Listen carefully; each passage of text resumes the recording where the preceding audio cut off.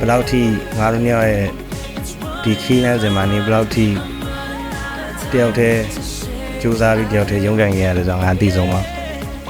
မြေရဲ့အတွက်အများကြီးကျေးဇူးတင်ပါတယ်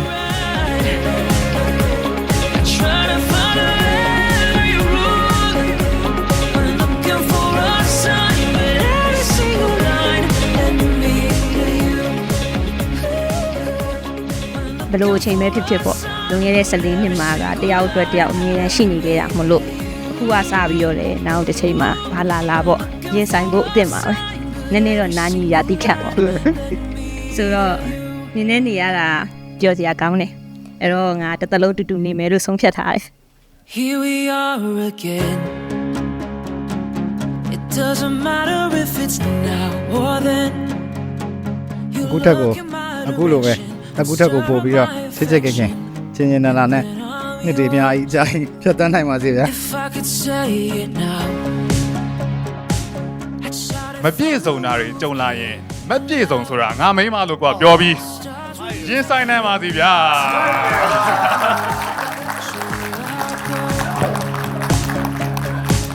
You need to know If I believe in me and you It's နေ running ဘယ်လောက်ပဲနောက်ကျန်းဖြစ်နေပါစေနေပြီးနောက်ပါငါအမြဲရှိနေပါမယ် I do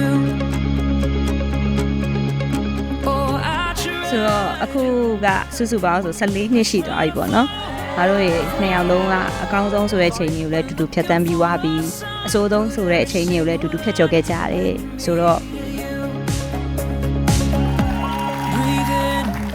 ကိုယ်ရေပေါ့နော်စူပြေကလုံးဝကိုယ်ရဲမှာဆိုအဓိကပေါ့နော်ဒီမှာတက်ဆိုရင် look up လုပ်ရတဲ့သူမျိုးပေါ့နော်လုံးဝ inspire ဖြစ်စေတယ် all I can do there's no more လက်ထက်တယ်ဆိုတာပေါ့နော်ဒီလူနှစ်ယောက်ကချစ်တယ်တယောက်ကိုတယောက်သိခံမှုတွေပဲ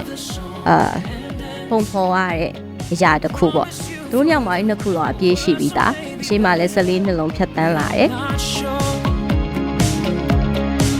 You need to know If I believe in me and you It's running in my mind Put every single line Let me to you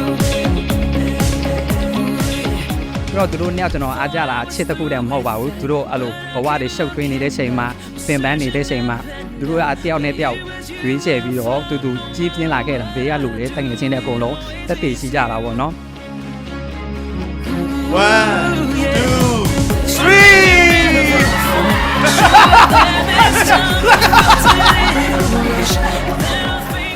န်းစီရပါပါပဲဒီမှာနောက်2နှစ်ဆိုမင်္ဂလာဆောင်တော့ပါပါ